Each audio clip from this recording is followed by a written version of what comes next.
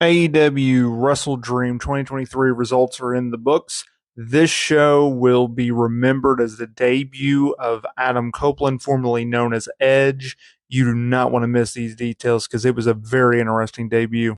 The opener on the pre-show was Shane Taylor, Lee Moriarty, Diamante, and Mercedes Martinez losing to Shoto, Keith, Lee, Athena, and Billie Starkz. Then you had Claudio Castagnoli defeating Josh Barnett when Claudio avoided a move and then rolled him up for a win. Post-match, Barnett put him over. Nick Wayne lost to Luchasaurus in essentially a squash match when Luchasaurus hit a clothesline from behind for the victory. And closing out the pre-show was Trios champion The Acclaimed and Billy Gunn retaining their titles over TMDK.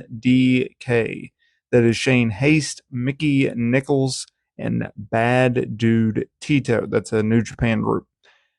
ROH Tag Team Champion MJF retained the titles for himself and an injured Adam Cole in the opener on the main card over the righteous Vincent and Dutch in a handicap match with the heatseeker.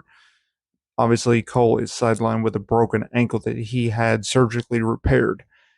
New Japan Strong and ROH World Champion retained his titles. Eddie Kingston did when he defeated ROH Pure Champion Shibata with a back punch and a power bomb for the win. This was actually a really good match. Kris Statlander defeated Julia Hart to retain the TBS Championship after hitting 2 tombstones. The fans were really behind Hart here. She has a lot of momentum, pretty good style. And a match that disappointed for me personally was the Young Bucks defeating the Gunns, Lucha Brothers, and Orange Cassidy and Hook to earn a future shot at the AEW World Tag Team titles in a fatal 4-way when the Young Bucks hit the BTE trigger for the win. I don't know. Something was just lacking here for me. Hangman Page lost to Swerve Strickland in arguably the match of the night, if not the second best match of the night, when Swerve hit the house call and then another one before hitting his finisher for the win. Really good match. Hangman Page was booed because Swerve is the hometown guy. Next up with us was Will Ospreay, Takeshita, and Sammy Guevara going over Kenny Omega, Kota Ibushi, and Chris Jericho after Don Callis hit Jericho with his cane/bat. So that program continues. AEW Tag Team Champions FTR defeated Aussie Open in the co-main event. Pretty good match there. Main event time. The reason why people watch this show, they essentially paid $50 to see Edge make his debut.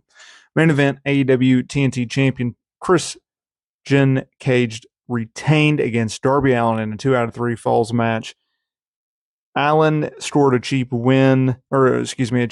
victory in the first fall with a roll-up. Then Cage hit 2 suplexes off of the apron onto steel steps, a ridiculous spot to tie things up 1-1.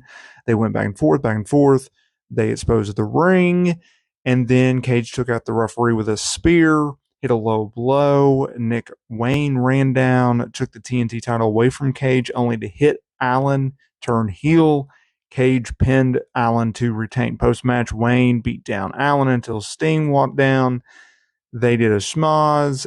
Eventually, Luchasaurus laid out Sting, and then here comes Adam Copeland. You see a motion picture video vignette air, then you see him driving to the arena, then the lights came back on after coming off. He comes out. It's a really...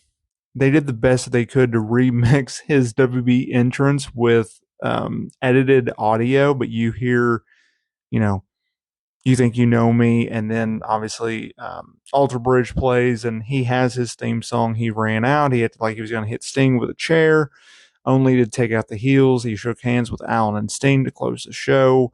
Tony Khan tweeted out saying that he's all elite, yada, yada, yada.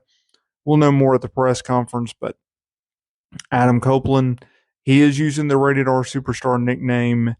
He is using his real name, Adam Copeland, because WB owns the trademark rights to the Edge name. So, here we go.